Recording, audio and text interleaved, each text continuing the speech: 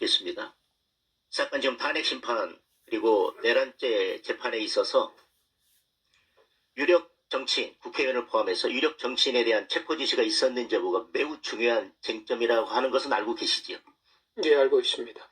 그리고 체포 지시가 있었다는 것에 대한 진술 외에 객관적인 증거로는 홍장원 전 차장의 메모가 유일한 객관적인 증거입니다. 그거에 대해서도 알고 계시지요?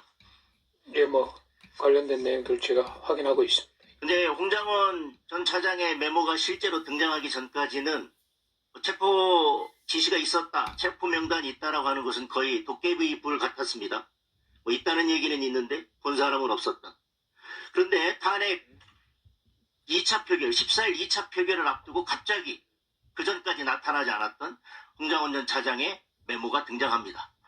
이제 그때부터 논란이 커지면서 탄핵 심판, 탄핵 소추에 대한 가결이 이루어지고 내란죄 수사가 이 메모가 근거가 돼서 수사가 이루어졌습니다. 그런데 어제 탄핵 심판 변론에서 홍장원 차장의 실제 메모, 실물이 등장했습니다. 변론에. 보셨습니까? 예, 저도 언론에서 봤습니다. 자, 이게 1차 메모입니다. 직무대행님 오른손잡이십니까?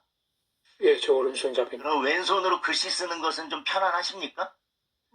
편안하지 않습니다. 왼손으로 글씨 잘 안 써지세요? 예, 저는 오른손으로 전화 받으시다가 메모할 게 있으면 그럼 어떻게 하세요? 저 같으면 전화기로 옮기고 오른손으로 메모를 합니다. 왼손으로 전화 받는 건 불편하세요? 그러지는 않으시죠? 예, 자, 통상의 오른손잡이라면 오른손으로 전화 받다 메모를 할 게 있으면 왼손으로 전화기로 옮기고 오른손으로 메모를 할 것입니다. 왼손잡이라면 통상 왼손으로 전화 받다 메모할 게 있으면 오른손으로 전화기로 옮기고 왼손으로 메모할 것입니다. 근데 본인은 왼손잡이인데 왼손으로 전화 받고 오른손으로 메모하다가 이렇게 됐다고 합니다.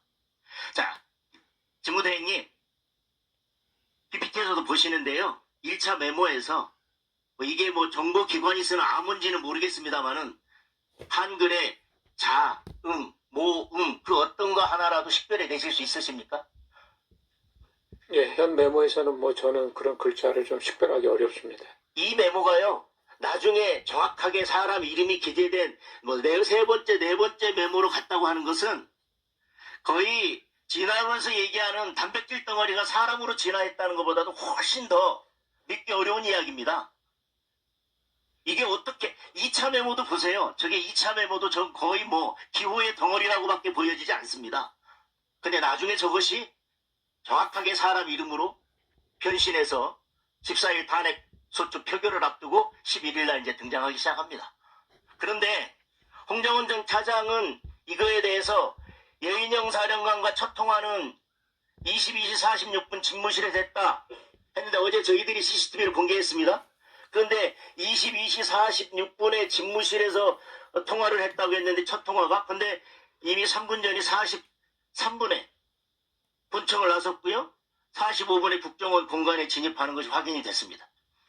그리고 또 홍 전 차장이 이인영 사령관과 22시 58분에도 공간 공터에서 한 48초 정도 대화가 이루어졌다 이렇게 했어요. 근데 이것은 아시는 것처럼 이제 홍 전 차장이 기존에 11시 6분에 국정원장 공간 앞에서 메모를 했다라고 했더니 조태영 국정원장이 그 시간에 본청 사무실에 있었다 CCTV 확인 결과 그랬더니 이제 말을 바꾼 거예요.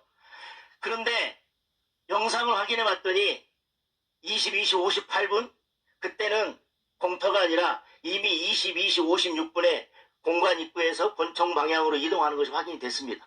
그리고 58분경에는 본청 내부 건물로 들어오면서 환한 곳에서 환한 본청 내부에서 전화를 합니다.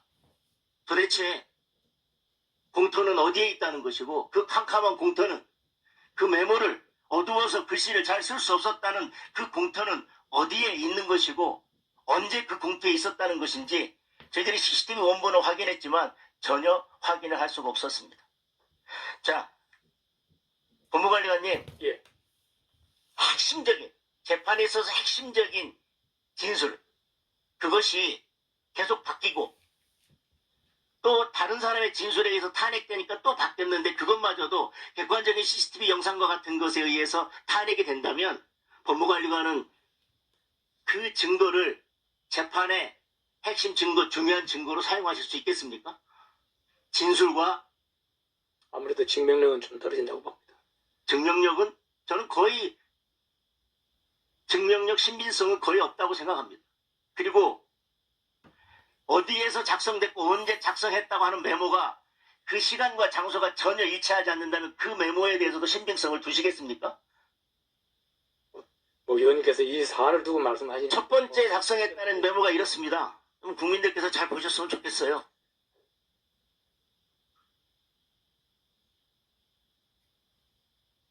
글쎄요, 제가 봤을 때는 이것은 뭐 예인영 방첩사령관의 전화를 받고 받아 적은 것이 아니라 뭐 전 신의 계시를 받은 게 아닌가 싶은 생각이 듭니다.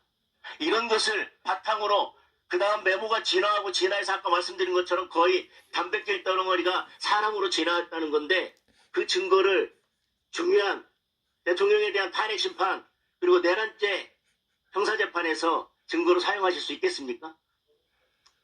그런 사안이 진행되는 만큼 뭐 제가 뭐 그것을 판단하는 건 적절하지 않는 것 같습니다.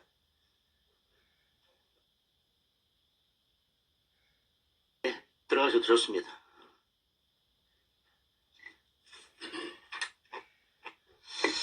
탄핵 심판이 진행되고 있고요. 권학자 정무대행님. 예. 그리고 형사재판도 진행되고 있습니다. 아시겠지만 이게 탄핵에 대한 논의가 있고 내란죄 시작할 때 유력 정치인에 대한 국회의원을 포함해서 책고지가 있었다고 하는 것이 처음 말씀하셨던 것처럼 매우 중요한 쟁점이고 큰 내용이었습니다. 그건 맞죠? 그런데 그거에 대한 객관적인 증거는 홍장원 전 차장의 메모가 객관적인 증거로는 유일합니다. 진술 외에는. 그런데 그 진술이 객관적인 증거가 이렇습니다. 예, 뭐 그 관련된 것은 뭐 재판이나 심판 과정에서 분이 정확히 판단할 것이라고 생각하고 있습니다. 네, 야, 의원님들, 제가 오전에 말씀을 드렸는데